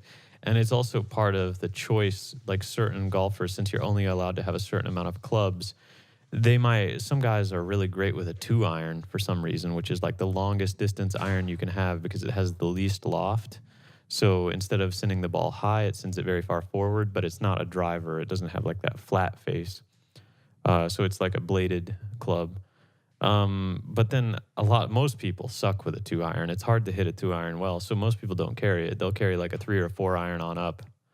So it's part of your strategy and selection is like which clubs you bring to the course for a given course and also your own technique and ability with those clubs. Like I was really good with the 9 iron and the sand and pitching wedge. Those are the ones where you can loft the ball really high. They don't, like if you hit it, the ball might go 70, 80 meters maximum, maybe 100 in distance, but it'll go really high. So you need to use those to get over like obstacles like trees or to get out of sand. I'm good with those. I'm not good with the long irons that send the ball really far. So basically I was just good with the woods, the driver, and like the 9 iron and the pitching wedge. How easy it is to be accurate when you're like with the driver, for example? Not very. I mean, you learn enough technique to basically send the ball fairly straight and far. There are some fundamental problems with your stroke that can cause you to shank the ball, which is when you hit it, instead of tucking inside, like if you're trying to go straight and you're right-handed, if you shank the ball, instead of going straight, it'll go off to the right. And if, I forget slice the ball, it comes in to the left, like it comes towards you. So it's a little hard to figure out like your stance and stroke to hit the ball straight and far every time. But as long as you have a pretty good fundamental, you can at least have an idea of where the ball is going to go. But when you first start, it's quite difficult to have any accuracy. I never tried it, but I just imagine that you think, oh, I want to shoot or I want to hit it and go in straight line, and it's just going to go everywhere else. Yeah, the best thing to do when you're first starting out is just to go to the driving range and get a bunch of balls. Like you can just buy a bucket of like 500 balls or something, and you could just sit there and hit them right off the driving range one at a time, and that'll give you some practice on how to hit the ball, for instance, with a driver and with a wedge. And they have little targets out there that you can try to hit. And they also have a car that drives around that picks up all the balls, and it's got a cage on it because the guy's getting shot at all day. Because people sit there and hit the balls. I've seen that in comedies. They try to nail that guy. Do they actually aim for him? Sure, of course, because he's got a cage around him. You know, that's why it's there for. So he doesn't. They don't take it personally if you try to aim for them and they actually hit them. I mean, it's probably annoying every time it hits their cage and rattles them, and they're like, "Motherfucker, hit me again!" You know, especially if it's clear that nobody's trying to go anywhere other than I'm going to try to hit this guy. To be fair, most of those people aren't very good, and most people aren't going to be hitting him every time anyway. So it probably hits him once every few minutes, and he's just like, "Motherfucker." That's so annoying. That still sounds quite annoying. Every few minutes. Yeah, well, those guys don't get paid much, so they're usually just kids that like working some little shit summer job. But that's my recommendation. If you want to try it, I mean, there's a driving range up here that's right across Flaeskesteg. I'd be happy to go out there and hit some balls. I don't know if we can rent a club or what we can do, because I'm not going to buy any clubs to go do it. But I'd be happy to go out there and knock some balls around. I'm sure you should be able to rent something there. The one thing a lot of people mess up when they first do that is they don't have either some golfing gloves. Yeah, pretty much. The first time you go out and hit 500 balls, if you don't have gloves on, your hands are going to be blistered as fuck, and you're going to regret it the next day. Yeah. Yeah. Yeah, I can imagine. Because it's so fun to just sit there. Once you start getting in a rhythm, you just, okay, yeah, I could hit another 300. And then, you don't really realize, but your hands are starting to get sore a little bit, but they don't feel bad yet. And then the next day you wake up and they're just blistered and cracked and all fucked up. I get it from shock from the gym. Yeah. I started using some hand moisturizer every once in a while because I get really I don't think chalk is really that good for your No, it dries it out. for your skin. It really dries it out. Well, that's the whole point. They use it to dry it out so you get more grip. Yeah, so you and get don't better sweat. grip. I know, I understand, but Yeah. it's so easy for me to just forget to even to just wash my hands. Like if I get back home, Yeah, to wash the chalk off. yeah, and it's noticeable The dryness. I get skin breaks just from the chalk. Mm-hmm. Yeah, use some moisturizer, some good stuff. I do some vegetable glycerin for it. Yeah, that's the active ingredient in most hand lotions anyway, vegetable glycerin. So what else? We don't really, I guess that was the main news topics that we saw. There's not much happening this week, huh? No, it's kind of boring this week. Unless you're anti-immigration or maybe pro-immigration. Then things are really heating up in that realm. But other than that, what about world news? Wasn't there some guy in a French airport that got shot and killed? He was trying to take away. I heard something about some shots in Orly or whatever how you say that. The ORLY airport. Where's that? It's in Paris Oh, or around Paris. It's in France. Yeah. Yeah, I thought it was French. I didn't know what airport it was in. From the brief headline that I read, I think it was something like the guy was trying to take the weapon away from a soldier or like a guard. And I guess he ended up getting shot and killed, like trying to take some guy's gun. But who was the guy that tried to take the... I don't know. I can at least pull up. Surely it's on still the headlines. Anything about terror. It's like he must be pretty fucking desperate if he's going to try to take a gun from a security guard. Paris airport attacker previously suspected of having radical Islamist views. A man previously suspected by authorities for having radical Islamist views was fatally shot early Saturday at the airport after struggling to steal a soldier's gun and earlier assaulting a police officer at a traffic stop in a northeastern Paris suburb. Following the traffic stop where he lightly wounded the officer, the man then proceeded to hijack a woman's car at gunpoint in another nearby suburb. The suspect continued on to the airport where he attempted to grab an assault rifle from a security officer on duty.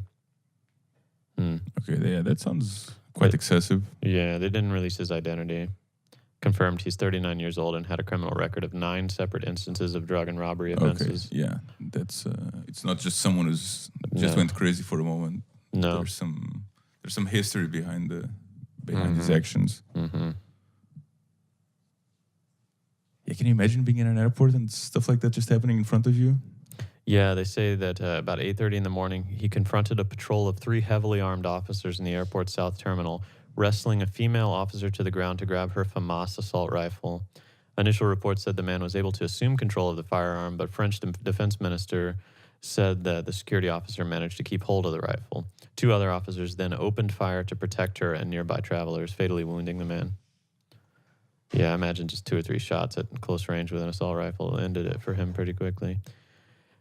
That's, boy, I guess in a way you got to be happy that these people that are doing this kind of stuff don't seem to be very successful usually. Well, yeah. I don't know if that was like a recipe for success. Like, oh, here's 3 armed guards with assault rifles. Let me go try to tackle one of them. Doesn't sound very thought out. No. But again, why did they do it in the first place? Like, was it an act of desperation because of something else? It doesn't seem to be very. It could have also been like suicide by cop kind of thing. That's pretty common in the U.S. Some people kind of start something with a police officer to try to get them to kill them. I don't know if that's very popular here because I don't think suicide is generally super popular here, is it?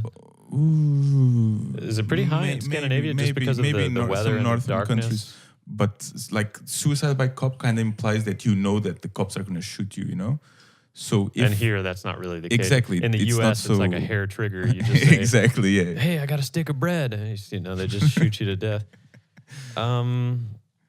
Yeah, I think here it's mainly like trains and stuff like that, right? People jumping in front of trains. That's fucked up too, though. You really fuck up the driver. Oh, and then all the people that are trying to get to work or whatever. Yeah. But yeah, it's not good for anybody. No. They since they have the metro here that drives itself, so it doesn't have a conductor. They have a lot of I don't know, maybe not cameras, but detection devices on the tracks for the train to stop For people if and trash there's any and kind stuff. of obstruction, including a person. I thought that was part of the reason they added the doors to all the metro, because you remember it used to be on the open platforms out here by Ama and I guess other open platforms. They didn't have the glass wall and the doors on metro, only on Do they the have it underground. everywhere now? Yeah, they do. And I think part of the reason they did that is because not for people jumping on the tracks or falling on the tracks in front of the metro, because honestly, I guess if you're going to kill yourself with a train, the last thing you'd want to do is potentially get hit by just the metro and survive just mangled. You'd go for the Or real losing a leg. Yeah, or- you'd go for the real deal train. But the problem they were having is a bunch of trash and cans or just whatever. People would throw it off or just leave it on the platform, and then it would blow off onto the track. And I think it would set off those sensors. And so you often had the trains stopping. Since they're not manned by a real driver, they have to use those sensors to determine when they should Oh, stop. that's interesting. Yeah. And trash that went off the platform was causing them to be stopped all the time. So that's why they built those doors and shit, I guess. Yeah, but I hadn't noticed. I've seen it. I've seen them in some places, but I haven't noticed that it's everywhere now. Yeah, well, I remember because it fucked up our metro trips for an entire year while they were putting them in, because they would do one station at a time, and every time they did a station, all the trains going one direction had to stop there, and you had to switch to the other line. And Oh yeah. And anyways, it was just a giant hassle. But now that it's done, I'm pretty glad it's finished. And do you notice fewer interruptions? I think so. Yeah. There's not too many interruptions anymore on the metro, really. I mean, every now and then there's actually, because of the doors failing to open or close, sometimes a train will be stopped for a few minutes because people end up trying to run in the doors at the last minute, and they hold them up, and then sometimes they don't close fully or something. Also, it just jams the. Yeah, jams the doors because they don't want to just crush somebody's arm off or something, and so then somebody has to go over there and manually force it closed or whatever. Interesting. I never seen that happen. Yeah, I have, but it's usually. But I don't take the metro so much anymore nowadays. No, I do. But it's a great service. I can't wait until all the new metro is actually finished. Yeah. And all this construction. The metro sites is in great. I Copenhagen. mean, I think the metro works really well here. I think public transportation in general works very well, even though people like to complain a lot about DSB and about delayed trains and stuff like that. To be fair, I think that the regular trains, not the metro, but the actual regional trains, and not STO, because I think STO is generally pretty good too. The regional trains often have delays or canceled, especially out here. Usually there's supposed to be a train every 20 minutes. If you try to rely on that, you're going to go up there and see that and the next one's canceled, and the next train isn't coming for 60 minutes. Really? Yeah, it's happened to me many times. But those are the trains that go to the airport. Yeah, right? and to the airport and to Central from here. Because I haven't experienced that many problems with trains going to the airport. It happens. I mean, I guess I don't take those trains every day. I normally don't go to the airport from here. Normally the one that has trouble is the one going to Central. Yeah, but it's the same train, right? It's just in the opposite direction. The opposite direction, yeah. Yeah, I don't know. I think it's a bottleneck. For the most part, it works well. I think out of all the things that don't work as well, it's those regional trains. They often have more problems, and I think that's usually due to signaling or congestion, problems because if there's a problem at Central Station, then it affects everything around. Everything takes a hit. It's basically a central stop that every train has to pass through. So it's about a bit of a bottleneck. Yeah, if there's anything but it's a pretty nice there. train station, though. I like it. Yeah, I never was a big train rider in the U.S. because you don't really have much. No, it's not. All the trains there are for industrial, hauling goods cargo, and steel and cargo and shit like that. There's a few passenger rail lines in the Northeast, but I mean, people don't really ride trains to get to anywhere. Amtrak, is that the name of the? Yeah, that's I think it's part publicly owned or maybe it's fully private now. I don't remember. But Amtrak, you always have some problems with those things going off the rails or some drunk engineer plowing into a station or something. So it's not really the best safety record on Amtrak. Yeah, that just got me thinking. The whole Central Station thing got me thinking. I miss the Highway 55 burgers a little bit there. Yeah, Remember that was in those? Central. Yeah, Highway 55, that was a really good was a good burger burger. place. I mean, It was like a fast food burger, but it was slightly better than your average fast food burger, and they had really good milkshakes. I liked it better than Max, just to compare it to fast food Yeah, burgers. yeah, it was slightly a higher level than Max. Not as good as Yo Burger though. No, but it was right there in Central Station. It was certainly better than the McDonald's burger that's there. And they had good milkshake. But it was tucked around the corner on what, like track 13 or 15? Yeah, it was at the out where end of those the. It was on the Estos go. next to the police. No, And it was kind of in an awkward spot, really. Like it didn't really have much foot traffic. I actually don't think it was that bad a spot. Okay, but what Maybe it was, but for me it doesn't look like that bad a spot. It's right out of no. the train. It's right next to one of the exits of the station. I also wasn't wild about the color scheme and the way they had. Yeah, the, that the might have been a restaurant. bit. It was like this teal and pink. Yeah, and too 50s, too much of a forceful 50s color. vibe, the cars and Elvis and whatnot. Yeah, But I guess they were trying to recreate that diner, 50s diner I feel guess to they it. were. The layout of the inside of the restaurant wasn't very good either. Remember, they kind of had this. No, you need to go awkward around. seating situation. It could have been a little better. It's a but- Barresso now. Is it? Yeah. I think it's pretty hard to compete with those golden arches of McDonald's anywhere you're in, just because of the brand. Even though even though the place was better, the burger was better for the same amount of money, you got a better product.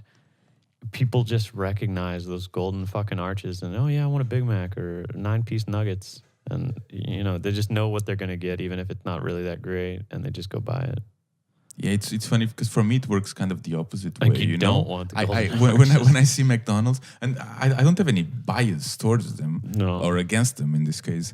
I really just don't think that they are as good as most other fast food burgers.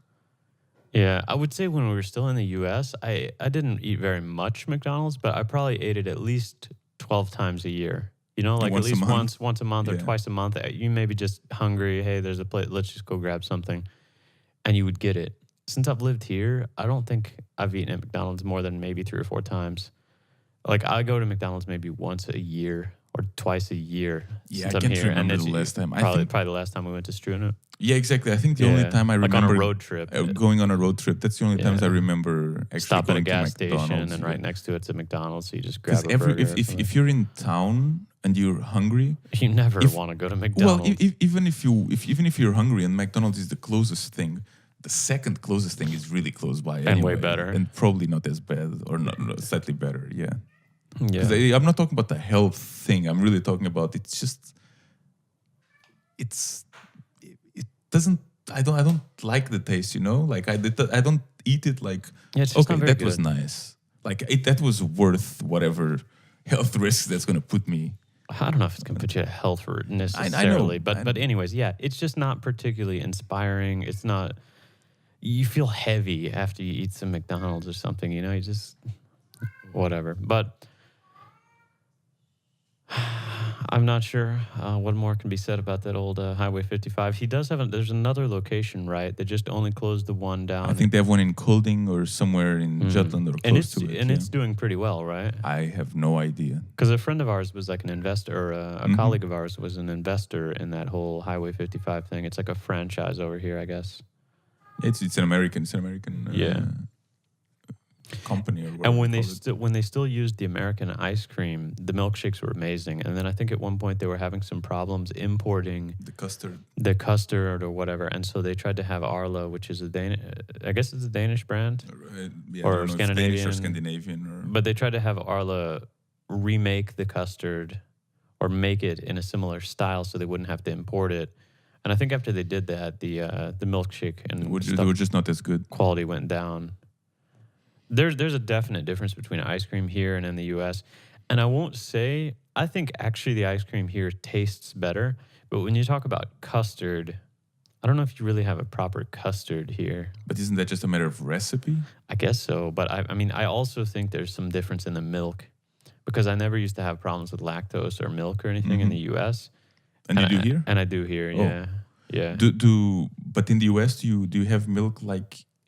Is it fresh milk like you get here? You get mostly fresh. pasteurized You don't and- get like, for example, in Portugal, you have milk cartons that are not in refrigerated areas because they have been, I don't know if they've been pasteurized or whatever process But it's not they do to the refrigerated milk, milk. that it doesn't need to be refrigerated. It doesn't turn bad. If it's unopened, Uh-huh. it's not going to turn bad just because it's No, not. we never really had that too much in the U.S. I think. I mean, I think there is some. Oh, there's like condensed milk, but that's like not quite No, the that's same not thing. the same. No. Then there's also.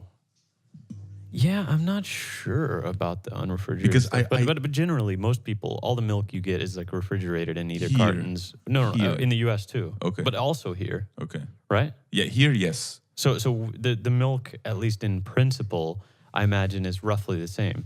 The difference is the question. I guess the cows, the breed of cows, probably also fairly similar anyway.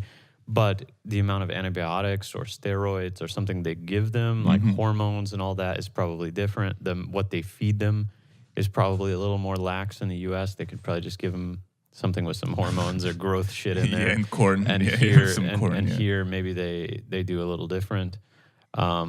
Maybe the way they do the pasteurization or sterilization, whatever they do after the fact, is slightly different. But I can tell you that the milk here seems thicker or like a little more creamy. But you have different levels. You do also have different levels. I know that, but also just in general, like if you compare the regular 2% milk, which is I guess most similar here to mini milk, Yeah.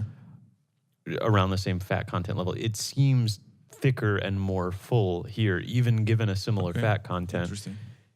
And the ice cream here tastes better. It tastes more creamy and thick in general. Now, custard is a different story. Custard is, I guess, kind of specific to milkshakes and just custard itself. I think the flavor profile here of custard is not the same. I think it's better in the U.S., but in general, ice cream and dairy products here seem to taste better and be better. That's my opinion. What do you think about it in comparison to Portuguese? Well, dairy? what I can tell you is that I grew up hating plain milk. Like I couldn't drink it. I always hated it. I didn't mind milk itself as long as you mix it with something else like chocolate powder or something like that. But just the milk, I could never drink it by itself. And then after I was here, I actually tried the fresh milk that they have. And I found out that I really liked it. Like I really grew a liking for milk here. And I don't know, I think it's just because it was fresh milk. Because I've been back to Portugal after that. And I've tried milk there. And I still don't like it. Still don't like it? No, I think it's really a matter of being fresh milk as opposed to that homogenized or whatever. I don't know exactly what the term is, but the milk that just doesn't rot, even not being without being refrigerated. Dairy in general, I don't find. I'm not saying it's the same or that it's not too different. It might be very different, but it's not something I notice. But I can imagine that in the States with like low fat fads that are there, how fat is so demonized, that a lot of dairy products like have less ice cream and might. stuff like that, they just have more sugar and less fat, and that will make them much less tasty in my opinion, because I like the full fat ice cream. I think and most stuff of that like stuff that. tastes way better when it's full fat. Oh, it's so much better. There's such a significant It's like the difference. mouth feel and the texture of it is better. I don't know exactly. You can definitely notice it Like in a the texture. creaminess. But the flavor, it's way creamier. And then of course there's different ways of making ice creams. Of course. Yeah. So did you ever hear anything? We saw there was some Reddit post about a fire in Vesterbrogge. That was a tweet by the police. Yeah, I The police said to close your windows if you're living near them or something. Did you see anything else on it? I didn't see any other follow-ups on that. I haven't. I don't think it must have been much of a big deal to be honest. It's just, I mean, when whatever happens is limited to a tweet. Huh. Did they say anything else about it? Wow, it said Vesterbrogge will remain closed in both directions until Sunday morning. That was 30 minutes ago. Wow. They're going to set up fences or something. Vesterbrogge cordoned off the rest of the night and will only be opened when the end walls are torn down on Saturday, and then they continued to extend it to Sunday.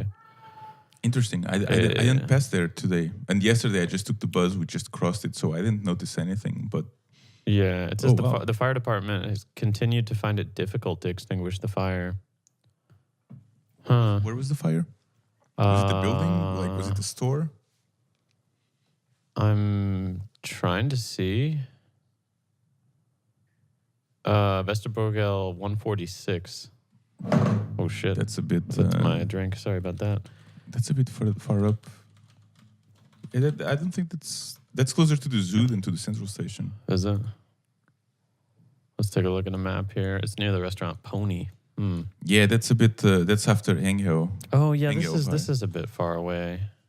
This is not really in the city necessarily. This is. It's on the way to the zoo. If you're going Yeah. Vesterborgel towards the zoo, it's closer to the zoo than. Yeah, I wonder what burned up around there then. There's no details about it, huh? I mean, there's a wok and sushi place. I guess that. The sushi. Well, the wok, you know, all that oil and shit. I mean, that's a potential fire hazard. But I mean, I don't know what else. Maybe there's a paint store right there, right? Dirup. Is there? Isn't Dirup? Is that a paint store? I believe so. Okay, well, that would be bad if paint catches on fire. It's just got a lot of It's chemicals in there. highly flammable, right? Yeah, well, it depends on what, like paint thinners certainly are. And I don't know if paint itself is highly flammable. I think most of it nowadays is made to not specifically be flammable, but that doesn't mean it won't burn once it gets to a hot enough temperature. And also, it probably with all the chemicals and shit in there, it's probably pretty nasty. It's like oil-based paint is really going to be hard to put out with water. I don't know, but that's just speculation on our part. That was the only other really thing that we saw. I'm looking here on the Copenhagen police Twitter, but there's nothing particularly interesting.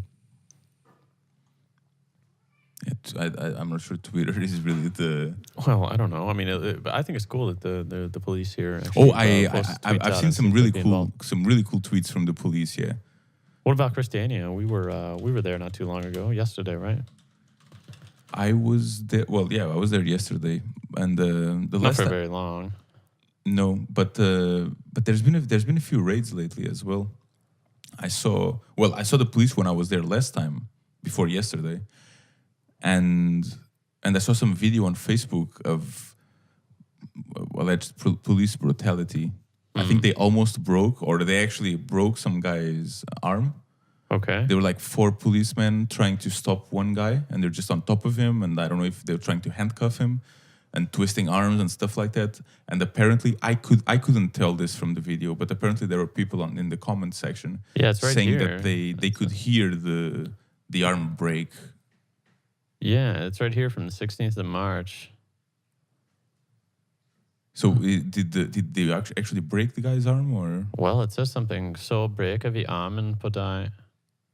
Oh, okay. So they actually verbalize it like that? Apparently. That's rough. I don't know. Holy shit, that's some gang warfare shit right there. Yeah. So they basically said, "So we're gonna break your arm." Is that the correct translation? Yeah, that's what happens when you fuck with the police. Yeah. Then we'll break your arm. Yeah. Yeah. Yeah, that's. But who fucked said up. that? Interview with the man in don't the know. video. Yeah, there's a video here. I don't think we're gonna play it right now, just because I'm not sure how it's gonna interact No, but with you the audio. see there on that video that you're on now. Yeah, like you see on the right. on the there's thumbnail, like 4 people. 4 people holding a guy down, probably breaking his arm. Yeah, that was the. And that's right there on the Pusher video. Street. Yeah, that's yeah. And that was from the 16th of March. That was just a few days ago. Yes, that was Wow. not more than 3 days ago. Wow, that's a little heavy-handed, I think. I mean, again, I don't know the whole circumstance, you know, and exactly like what some happened. American shit. Stop resisting. You got 4 people holding you down. Like, how can you really resist much more? You know? Yeah, I guess by resisting, it's just not collaborating. Or even not. though to be honest, I mean, even if it was me, it's not like I'm gonna get away from it, you know. So why the fuck would I try to? Maybe it's adrenaline. I don't know. Maybe it's just certain people's mentalities. I'm not going to go down without a fight. Fight the system. Yeah. Or fuck this. I don't consent to this. But when you're in a situation like that, I mean, there's no way you're going to get away from it. It's not like all of a sudden, even if you manage to jump out, you're not going to be able to just run away and they'll never catch you again. It's usually better to just kind of go along with it and then fight it in court. That's right. Anyways, I don't know, but we were there yesterday, and it was pretty nice, pretty quiet, pretty chill. A bit windy? It was windy. The weather was shit. Started kind of pissing rain a little bit at one point. But I'm ready to go back and be there a bit this summer. It's one of the nicest places to be, I think. Yeah, in the spring, in the summer, Yeah. yes, it is. It's Mhm. very nice. There's generally a really good ambience.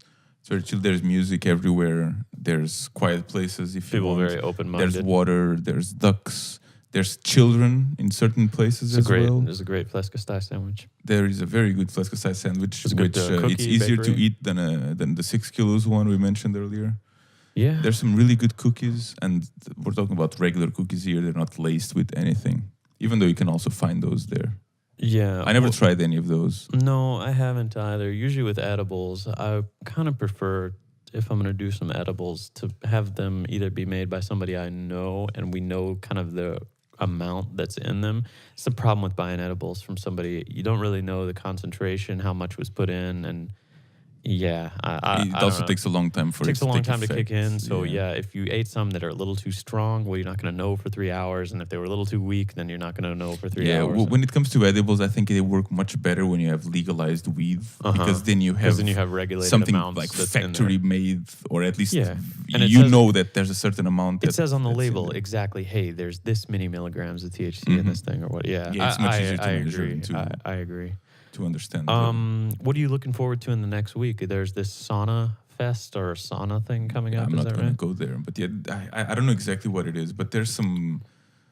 Yeah, there's something a with sauna with a event. sauna close to Repsalon, I think. Yeah. Where people just go and there's just a lot of people who go there for some reason. I don't know exactly Just why. to have a Maybe sauna there's music there. experience. I don't know. And apparently there's a small section for naturists or nudists. So there's like some all naked one or something. If that's Yeah, what do you if think that's goes on what you over call- there? Probably a bunch of old people with balls hanging around. I really don't see it as old people there for some reason. I see that event as young people mostly. Is it? I believe. I mean, that's how I see it. I might be. Yeah. I might. It's like when I think of Maybe, the Roskilde naked race that they do. You Yeah. know, I mean, it's also maybe- not old people there. Maybe it's just a big young orgy or whatever. But usually when I hear of anything that's like nudist or naked, it's just like some old leathery looking dude with his balls hanging out. You know, like anytime you have a naked beach or whatever, it's just like some old whale out there, you know, showing everything she's got, and then I some know. old skinny dude with leathery skin and his balls hanging out. I mean, that's just in my mind. If there is like a nudist or naked event, it's usually people that just have no shame at all and just don't give a fuck what they look like, and they're naked. It's never like some I think goddess supermodel, you know, thing that you're imagining in your mind. So you just go with low expectations, and if you happen to see anything more than hairy balls, well, maybe it's meet or beat your expectations.